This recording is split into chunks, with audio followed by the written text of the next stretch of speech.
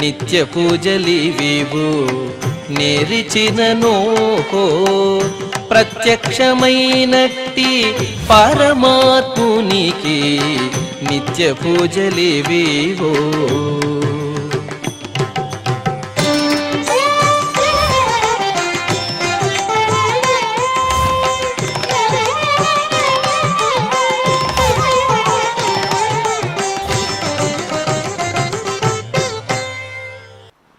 ఓం నమో వెంకటేశాయ. గురువారము, శ్రీ పరాభవనామ సంవత్సరము, దక్షిణాయనము, వర్ష ఋతువు, శ్రావణ మాసము, శుక్లపక్షము, అష్టమి తిథి, విశాఖ నక్షత్రము, ఆగస్టు 20, 2026.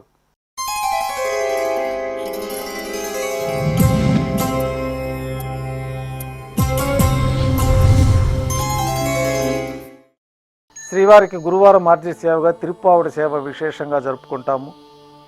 సాతుమర పూర్తయిన తర్వాత రేపు అనగా శుక్రవారం అభిషేకం ఏర్పాట్లలో భాగంగా శ్రీవారి మూలమూర్తులకు అలంకరించబడి ఉన్న సువర్ణ తిరువాభరణాలు, రత్నాభరణాలు, హారములు తొలగించి శ్రీవారి ముఖమండలంలోని పచ్చకర్పూరం తిరునామమును అర్ధభాగం తొలగించి శ్రీవారి నేత్రములు కనిపించే విధంగా అలంకారం చేయబడుతుంది.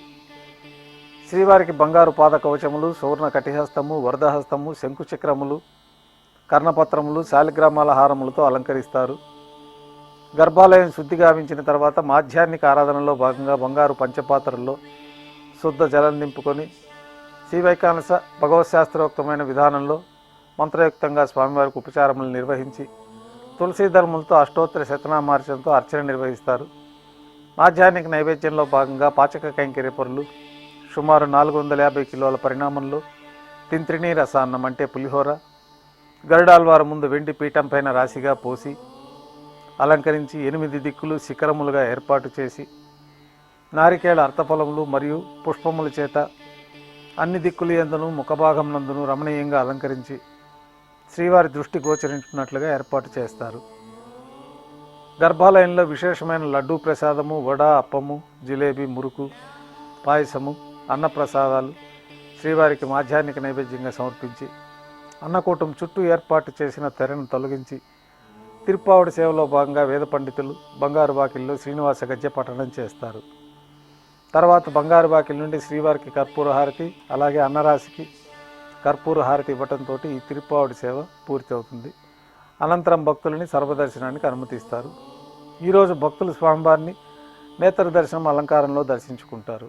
కొద్ది విరామం తర్వాత మాధ్యాహ్నిక ఆరాధనలో భాగంగా బంగారు పంచపాత్రలో శుద్ధ జలాన్ని నింపుకొని మూలమూర్తికి ఉత్సవమూర్తులకు ఉపచారాలు సమర్పించి అష్టోత్తర శతనామావళితో అర్చన నిర్వహించి మాధ్యాహ్నిక నైవేద్యంలో భాగంగా అన్నప్రసాదాలు నైవేద్యంగా సమర్పించి భక్తులని శ్రీవారి సర్వదర్శనానికి అనుమతిస్తారు.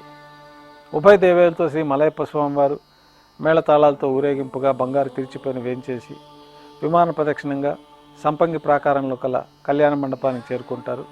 కళ్యాణోత్సవం ప్రారంభమవుతుంది. పుణ్యాహవచనము, అంకురార్పణ, రక్షాబంధనము, అగ్నిప్రతిష్ఠ, స్వామివారికి అమ్మవార్లకి కళ్యాణోత్సవం సందర్భంగా నూతన పట్టు వస్త్రాల సమర్పణ, మహాసంకల్ప పఠనం, ప్రవరాల పఠనం, మాంగళ్యాలకు ఆరాధన, మాంగళ్యాలకు అభిషేకము, ఆరాధన పూర్తయిన తర్వాత శ్రీవారి తరఫున మాంగళ్యాల్ని అమ్మవార్లకి సమర్పణ గావించి ఈ సందర్భంగా శ్రీవారికి అమ్మవార్లకి కర్పూర నీరాజనాన్ని సమర్పించి విశేషమైన హోమాలతో పూర్ణావతి పూర్తయిన తర్వాత మాలా పరివర్తనం అనే కైంకర్యాన్ని నిర్వహించి ఉభయ దేవేరులను శ్రీవారి చెంతకు చేర్చి ఈ సందర్భంగా అక్షతారోపణం అనే ఆగమోక్తమైన కార్యక్రమాన్ని నిర్వహించి శ్రీవారికి కర్పూర నీరాజనము, నైవేద్యము, తిరిగి కర్పూర నీరాజనంతో కళ్యాణోత్సవం పూర్తవుతుంది.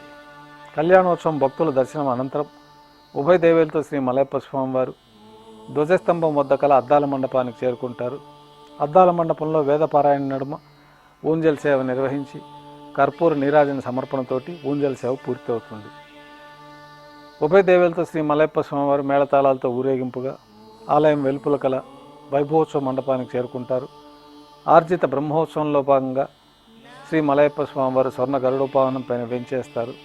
కర్పూర నీరాజన సమర్పణతోటి గరుడ వాహన సేవ పూర్తి అవుతుంది. శ్రీ మలయప్ప స్వామివారు హనుమంత వాహనం పైన వెంచేస్తారు.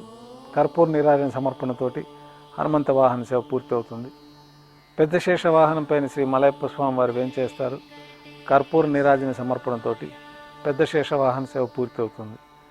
ఉభయ దేవేరులతో కలిపి శ్రీ మలయప్ప స్వామి వారికి బంగారు తిరిచిపోయిన కర్పూర నీరాజన సమర్పణతోటి ఆర్జిత బ్రహ్మోత్సవం పూర్తవుతుంది. సాయం సంధ్య వేళల్లో 1000 దీపాలతో అలంకరించబడి ఉన్న సహస్ర దీపాలంకరణ సేవ మండపానికి ఉభయ దేవేరులతో శ్రీ మలయప్ప స్వామి వారు చేరుకుంటారు. వేదం గానం నాదం నడుమ సహస్ర దీపాలంకరణ సేవ నిర్వహించి నక్షత్ర నీరాజనము కర్పూర నీరాజన సమర్పణతోటి దీపాలంకరణ సేవ పూర్తి అవుతుంది. ఉభయ దేవేలతో శ్రీ మలయప్ప స్వామి వారు బంగారు తీర్చిపోయిన 4 తిరువీధుల ఉత్సవం జరుపుకుని భక్తులను అనుగ్రహించి శ్రీవారి ఆలయంలోకి చేరుకుంటారు. ఆలయంలో నైవేద్యం పూర్తయిన తర్వాత గర్భాలయంలోకి వేంచేస్తారు. వెంటనే రాత్రి తోమాల సేవ ప్రారంభమవుతుంది. గురువారం సాయంత్రం స్వామివారికి పూలంగి సేవ నిర్వహిస్తారు. సాయంకాలం ఆరాధనలో భాగంగా గర్భాలయం శుద్ధి చేసి పంచపాత్రలో శుద్ధ జలాన్ని నింపుకొని శ్రీవైకానస భగవత్ శాస్త్రోక్తమైన విధానంలో ఉపచారాలు సమర్పించి వివిధ సుగంధ పుష్పాలతో స్వామివారి దివ్యమంగళ స్వరూపమంతా పుష్పమాలలతో అలంకరించి పుష్పమాలలతో కిరీటాన్ని సమర్పించి సూర్యకటాన్ని స్వామివారికి అలంకరించి ఉత్సవమూర్తులకు పుష్పమాలలు సమర్పించి చతుర్వేద మంత్రాలతో మంత్రపుష్పాన్ని నిర్వహించి నక్షత్ర నీరాజనము కర్పూర నీరాజనంతో పూలంగి సేవ పూర్తి అవుతుంది. తులసి దళములతో అష్టోత్తర శతనామాలతో అర్చన జరుగుతుంది. రాత్రి నైవేద్యంలో భాగంగా అన్నప్రసాదాలు పన్యారాలు ఘంటానాదం మధ్య శ్రీవారికి నైవేద్యంగా సమర్పిస్తారు.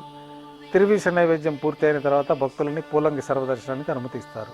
కొద్ది విరామం తర్వాత ఏకాంత సేవలో భాగంగా రాత్రి సమర్పించిన పుష్పమాలికలన్నీ సళ్ళింపు చేసుకొని గర్భాలయాన్ని శుద్ధి చేసుకొని బ్రహ్మ తిరువారాధన కోసమే బంగారు బిందెలోని తీర్థాన్ని సమర్పించి ఏకాంత సేవలో భాగంగా కౌతుకబేరమైన శ్రీ భోగ శ్రీనివాసమూర్తిని బంగారు పట్టు పాన్పు పైన వెంచేపు చేసుకొని ఏకాంత సేవ సందర్భంగా శ్రీవారికి దారోష్ణమైన గోక్షీరము జీడిపప్పు ద్రాక్ష కలకండ కలిపిన మిశ్రమం నైవేద్యంగా సమర్పించి వివిధ రకాలైన పండ్లు నైవేద్యంగా సమర్పించి కర్పూర నీరాజనంతో ఏకాంత సేవ పూర్తవుతుంది.